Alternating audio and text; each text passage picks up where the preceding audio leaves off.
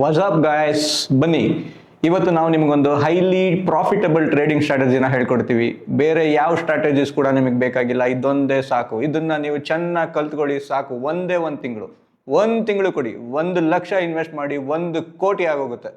ನಂಬಿಕೆ ಬರ್ತಾ ಇಲ್ವಾ? ಬರೋದು ಬೇಡ, 1 ತಿಂಗಳು ನೋಡಿ ಸಾಕು. ಲಿಂಕ್ ಡಿಸ್ಕ್ರಿಪ್ಷನ್ ಅಲ್ಲಿ ಇದೆ, ಬೇಗ ಜಾಯ್ನ್ ಆಗಿ, ಸೀಟ್ಸ್ ಕಡಿಮೆ ಇದೆ.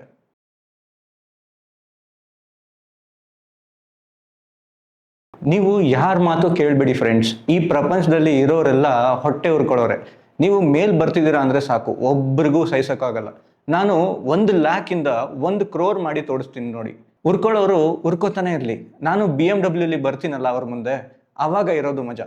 ಫಾಲೋ ಮಾಡಿ, ನಮ್ಮ ಜರ್ನಿ ಹೇಗಿರುತ್ತೆ ಅಂತ ನೀವೇ ನೋಡಿ. ಒಬ್ರನ್ನು ಬಿಡೋದಿಲ್ಲ. ಈಗ ಆಡ್ಕೋತಾ ಇರೋ ಎಲ್ಲರನ್ನೂ ಉರ್ಸ್ಬೇಕು, ಅದೇ ನಮ್ಮ ಗೋಲ್.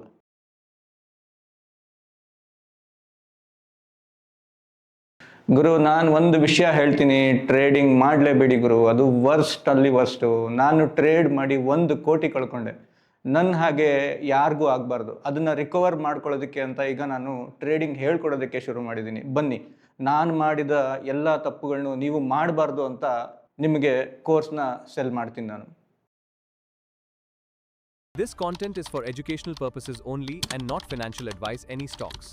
Consult a professional and invest at your own risk.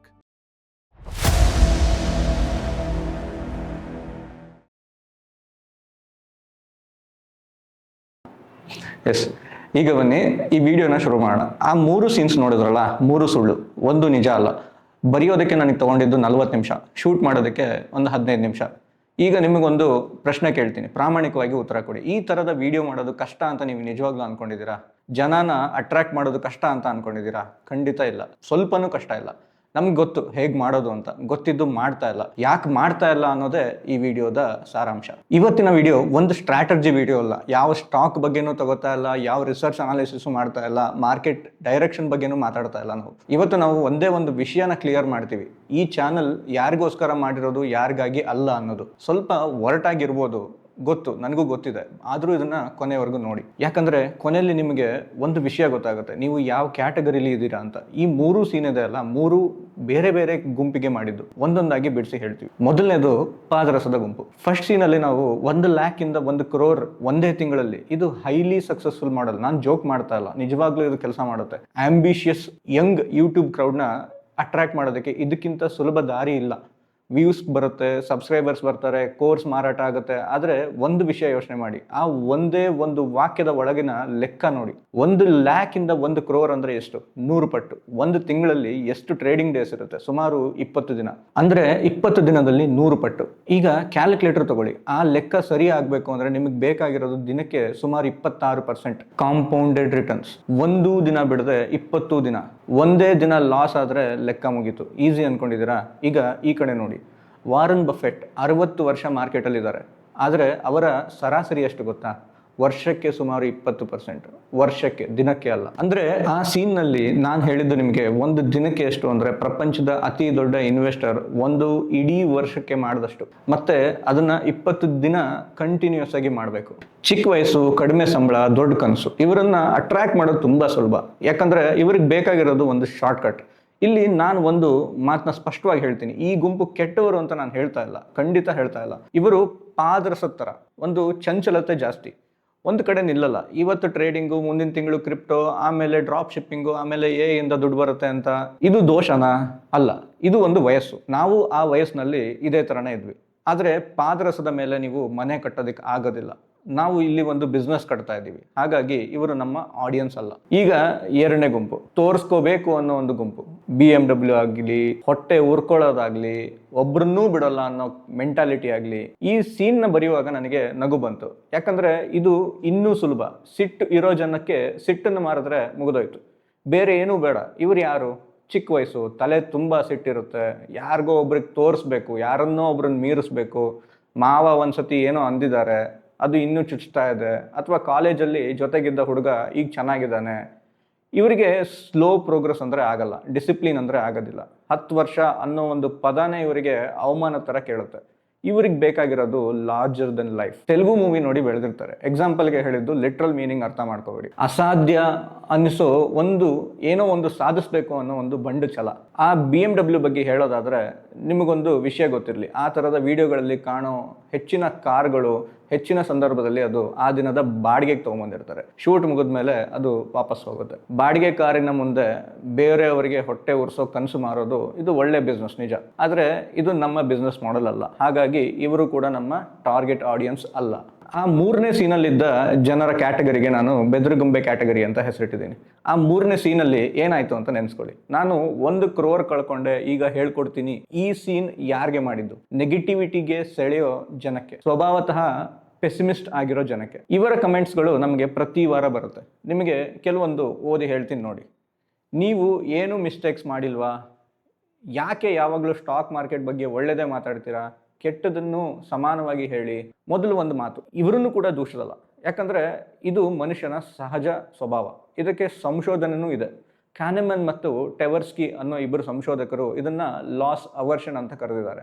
Next ವಿಡಿಯೋದಲ್ಲಿ ಇದನ್ನು ಡೀಟೇಲ್ ಆಗಿ ನಾವು ಕವರ್ ಮಾಡಿದ್ದೀವಿ. ಸರಳವಾಗಿ ಹೇಳಿದ್ರೆ 10,000 ಕಳ್ಕೊಂಡ ನೋವು 10,000 ಸಿಕ್ಕ ಖುಷಿಗಿಂತ ಸುಮಾರು 2 ಪಟ್ಟು ಜಾಸ್ತಿ ಇರುತ್ತೆ. ಇದಕ್ಕೆ ಇನ್ನೊಂದು ನೆಗೆಟಿವಿಟಿ ಬಯಾಸ್ ಅಂತಲೂ ಒಂದು ಪದ ಇದೆ. ನೆಗೆಟಿವ್ ಆಗಿ ವಿಡಿಯೋಸ್ನ ಸ್ಟಾರ್ಟ್ ಮಾಡಿದ್ರೆ ನಾವು ವೈರಲ್ ಆಗೋದು ತುಂಬಾನೇ ಈಸಿ. ಇಲ್ಲಿ ವ್ಯಾಲ್ಯೂಗಿಂತ ಜಾಸ್ತಿ ಸೈಕಾಲಜಿ ಎಕ್ಸ್ಪ್ಲಾಯ್ಟ್ ಆಗುತ್ತೆ. ಅಂದರೆ ಸಿಂಪಲ್ ಆಗಿ ಹೇಳ್ಬೇಕಂದ್ರೆ ಇಲ್ಲಿ ಸೈಕಾಲಜಿ ಹೇಳ್ಕೊಡೋದಕ್ಕಿಂತ ಸೈಕಾಲಜಿ ಎಕ್ಸ್ಪ್ಲಾಯ್ಟ್ ಮಾಡಿ ಸೇಲ್ಸ್ ಮಾಡೋದು ತುಂಬ ಈಸಿ. ನಾರ್ಮಲ್ ಜನರಿಗೆ ಈ ಥರ ವಿಚಾರಗಳು ಅರ್ಥ ಆಗೋದು ಸ್ವಲ್ಪ ಕಷ್ಟನೇ. ನಾವು ನೋಡ್ತಾನೆ ಇರ್ತೀವಿ, 3-4 ವರ್ಷದಿಂದ ಸಿಕ್ಕಾಪಟ್ಟೆ ರಿಸರ್ಚ್ ಮಾಡಿ ತುಂಬ ಡೆಡಿಕೇಟೆಡ್ ಆಗಿ ಕಂಟೆಂಟ್ನ ಕ್ರಿಯೇಟ್ ಮಾಡಿ ಡೆಲಿವರಿ ಮಾಡ್ತಾನೆ ಇರ್ತಾರೆ. ಅಂಥವ್ರನ್ನ ಈ ಕ್ರಿಂಜ್ ಕ್ರಿಯೇಟರ್ಸ್ಗಳು ಬರೀ ನೆಗೆಟಿವಿಟಿ ಬಗ್ಗೆ ಮಾತಾಡಿಕೊಂಡು ಅಂಥವ್ರನ್ನ ಕೂಡ ಒಂದು 2-3 ತಿಂಗಳಲ್ಲೇ ಬೀಟ್ ಮಾಡೋ ಅಂಥ ಎಕ್ಸಾಂಪಲ್ಸ್ಗಳನ್ನ ನಾವು ತುಂಬ ನೋಡಿದ್ದೀವಿ.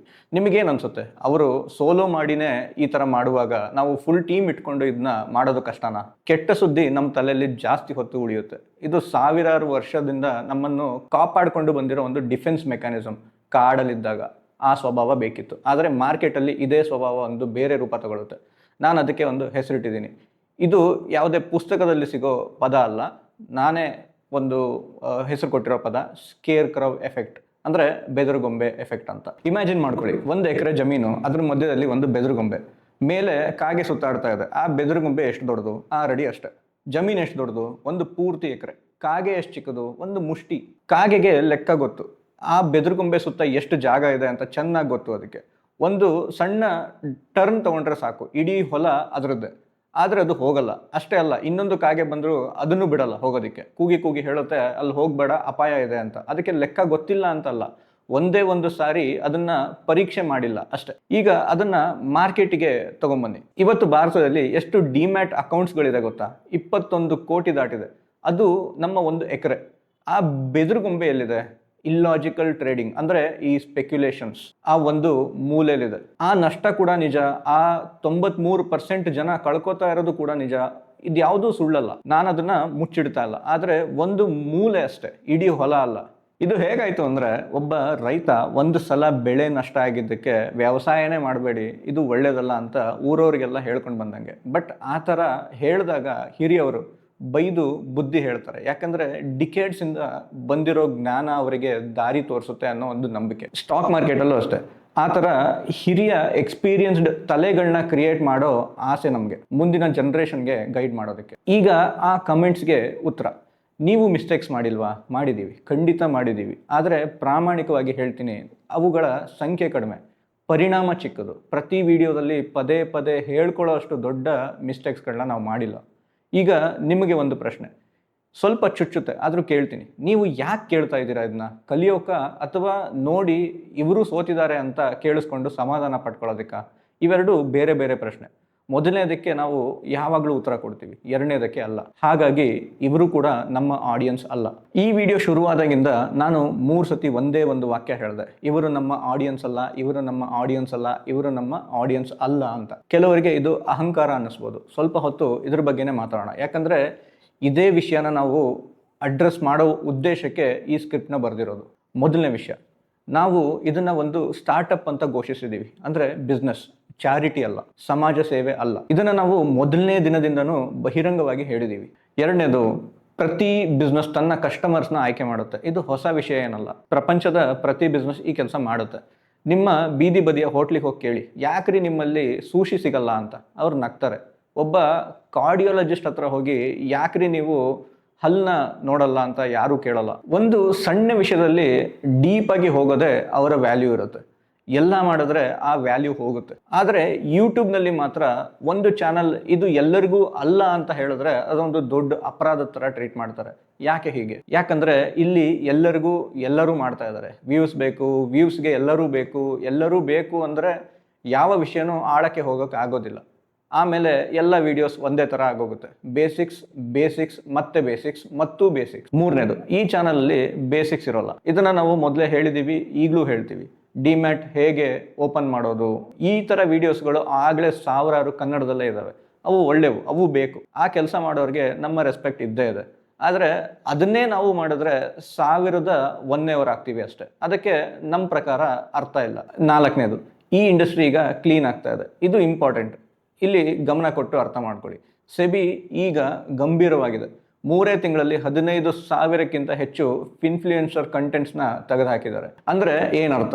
ಇವತ್ತು BMW ಮುಂದೆ ನಿಂತು 20 ದಿನದಲ್ಲಿ ಕೋಟಿ ಅಂತ ಹೇಳ್ತಿರೋ ಮಾಡೆಲ್ಗಳು ನಾಳೆ ಇರೋದಿಲ್ಲ. ಈಗ ವ್ಯೂಸ್ ಬರ್ತಿದೆ ನಿಜ, ದುಡ್ಡು ಬರ್ತಾ ಇದೆ.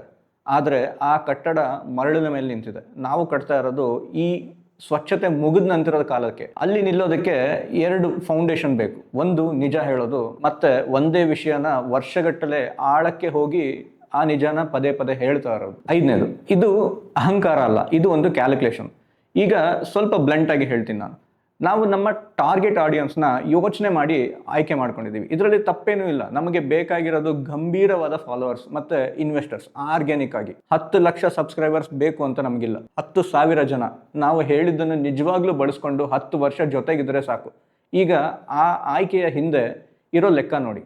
ಮೊದಲನೇದು, ಪಾದರಸ ಗುಂಪಿಗೆ ನಾವು ವಿಡಿಯೋ ಮಾಡ್ತಾ ಹೋದರೆ 6 ತಿಂಗಳಲ್ಲಿ ಅವರು ಬೇರೆ ಟ್ರೆಂಡಿಗೆ ಶಿಫ್ಟ್ ಆಗ್ತಾರೆ. ನೆಕ್ಸ್ಟು ಸಿಟ್ಟಿನ ಗುಂಪು. ಅಂದರೆ ಈ ಆ್ಯಂಗ್ರಿ ಯಂಗ್ ಮ್ಯಾನ್ಗಳ ಗ್ರೂಪಿಗೆ ನಾವು ವಿಡಿಯೋಗಳನ್ನ ಮಾಡ್ತಾ ಹೋದರೆ ಇನ್ನೊಂದು ದೊಡ್ಡ ಪ್ರಾಮಿಸ್ ಕೊಟ್ಟ ತಕ್ಷಣ ಅಲ್ಲಿಗೆ ಶಿಫ್ಟ್ ಆಗ್ತಾರೆ. ಇನ್ನು 3ನೇದು ನೆಗೆಟಿವಿಟಿ. ಈ ಪೆಸಿಮಿಸ್ಟ್ಗಳ ಗ್ರೂಪಿಗೆ ನಾವು ವಿಡಿಯೋಗಳನ್ನ ಮಾಡ್ತಾ ಬಂದರೆ ನಾವು ಬರೀ ದೂರೋ ಚಾನಲ್ ಆಗಿ ಹೋಗ್ತೀವಿ. ಒಂದಿನ ಅವ್ರಿಗೂ ಬೇಜಾರಾಗುತ್ತೆ, ನಮಗೂ ಬೇಜಾರಾಗುತ್ತೆ, ಚಾನಲ್ ಕ್ಲೋಸ್ ಆಗುತ್ತೆ. ಈ 3 ದಾರಿಲಿ ಫಲಿತಾಂಶ ಒಂದೇ. ದೊಡ್ಡ ಸಂಖ್ಯೆ ಬರುತ್ತೆ, 3 ವರ್ಷ ಆದಮೇಲೆ ಏನೂ ಇರೋದಿಲ್ಲ. ಹಾಗಾಗಿ ನಾವು 10ರಲ್ಲಿ 9 ಜನಕ್ಕೆ ಬೇಡ ಅಂತ ಇದ್ದೀವಿ. ಇದು ಅಹಂಕಾರ ಅಲ್ಲ, ಇದು ಒಂದು ಕ್ಯಾಲ್ಕುಲೇಷನ್. ಸೊ ಕೊನೆಯದಾಗಿ ಹೇಳಬೇಕಂದ್ರೆ ನಮ್ಮ ಟಾರ್ಗೆಟ್ ಆಡಿಯನ್ಸ್ ಯಾರು ಗೊತ್ತಾ? ಈಗ ಸ್ಪಷ್ಟವಾಗಿ ಹೇಳ್ತೀನಿ, ಕೇಳಿಸ್ಕೊಳ್ಳಿ. ನಾವು ಯಾರಿಗೋಸ್ಕರ ಈ ಚಾನಲ್ನ ಮಾಡಿದ್ದೀವಿ ಅಂತ. ಯಾರಿಗೆ ತಾನು ಪರ್ಫೆಕ್ಟ್ ಅಲ್ಲ ಅಂತ ಗೊತ್ತಿರುತ್ತೋ ಅವರಿಗೆ, ಕೇಳೋಕ್ಕೆ ಮನಸ್ಸು ಇರೋರಿಗೆ, ಕೇಳಿದ್ದನ್ನು ತಮ್ಮ ಪರಿಸ್ಥಿತಿಗೆ ಅಳವಡಿಸ್ಕೊಂಡು ಅದನ್ನು ಇಂಪ್ರೂವೈಸ್ ಮಾಡ್ಕೊಳ್ಳೋರಿಗೆ, ಅದನ್ನು ತಾವೇ ವಿಶ್ಲೇಷಣೆ ಮಾಡ್ಕೊಳ್ಳೋರಿಗೆ, ಮತ್ತು ಪ್ರತಿ ಸಾರಿ ಸ್ವಲ್ಪ ಇಂಪ್ರೂವ್ ಆಗೋರಿಗೆ. ಇಷ್ಟೇ. ಇದಕ್ಕೆ ದೊಡ್ಡ IQ ಬೇಡ, ದೊಡ್ಡ ದುಡ್ಡು ಬೇಡ, ಫೈನಾನ್ಸ್ ಡಿಗ್ರಿ ಬೇಡ, ಇಂಗ್ಲೀಷ್ ಕೂಡ ಬೇಡ. ಯಾಕಂದರೆ ನಾವು ಕನ್ನಡದಲ್ಲೇ ಮಾಡ್ತಾ ಇದ್ದೀವಿ. ಬೇಕಾಗಿರೋದು 2. ಒಂದು ತೆರೆದ ಮನಸ್ಸು, ಇನ್ನೊಂದು ತಾಳ್ಮೆ. ಕೊನೆಯಲ್ಲಿ ಒಂದು ಮಾತು, ಈ ವಿಡಿಯೋ ನೋಡಿ ನಿಮಗೆ ಕೋಪ ಬಂದಿದ್ರೆ, ನಾನು ನಿಮ್ಮ ಬಗ್ಗೆನೇ ಮಾತಾಡ್ತಿದ್ದೀನಿ ಅನ್ಸಿದ್ರೆ ದಯವಿಟ್ಟು ಅನ್ಸಬ್ಸ್ಕ್ರೈಬ್ ಮಾಡಿ. ನಿಜವಾಗ್ಲೂ ಹೇಳ್ತಾ ಇದ್ದೀನಿ, ಜೋಕ್ ಮಾಡ್ತಾ ಇಲ್ಲ. ನೀವು ಹೋದರೆ ನಮಗೂ ಒಳ್ಳೇದು, ನಿಮಗೂ ಒಳ್ಳೇದು. ನಿಮಗೆ ಬೇಕಾಗಿರೋದು ಇಲ್ಲಿ ಸಿಗೋಲ್ಲ, ಬೇರೆ ಕಡೆ ಸಿಗುತ್ತೆ, ತುಂಬ ಕಡೆ ಸಿಗುತ್ತೆ. ಆದರೆ ಇಷ್ಟು ಹೊತ್ತು ನೋಡಿ ಒಂದೂ ಸಾರಿ ಸಿಟ್ಟು ಬರದೆ ಇಲ್ಲಿ ತನಕ ನೋಡಿದ್ದೀರಾ ಅಂದರೆ ನೀವೇ ನಾವು ಹುಡುಕ್ತಾ ಇರೋದು. ನಿಮಗೆ ನಾವು ಒಂದು ಮಾತು ಕೊಡ್ತೀವಿ, ಇಲ್ಲಿ ಯಾವತ್ತೂ ಕೋಟಿ ಪ್ರಾಮಿಸ್ ಇರೋದಿಲ್ಲ, ಬಾಡಿಗೆ ಕಾರ್ ಬರೋದಿಲ್ಲ, ಸೀಟ್ಸ್ ಕಡಿಮೆ ಇದೆ, ಇವಾಗಲೇ ಸಬ್ಸ್ಕ್ರೈಬ್ ಆಗ್ಬಿಡಿ ಅಂತ ಯಾವುದು ಪುಷ್ ಮಾಡಲ್ಲ. ಒಂದೇ ಒಂದು ವಿಷಯ, ಅದು ಆಳಕ್ಕೆ ಇನ್ಡೆಪ್ತಲ್ಲಿ ರಿಸರ್ಚ್ ಹೋಗುತ್ತೆ, ಅನಾಲಿಸಿಸ್ ಹೋಗುತ್ತೆ, ನಿಧಾನವಾಗಿ ಸರಿಯಾಗಿ. ಇಷ್ಟೇ. ಮುಂದಿನ ವಿಡಿಯೋದಲ್ಲಿ ಮತ್ತೆ ಸಿಗೋಣ. ನಮಸ್ಕಾರ.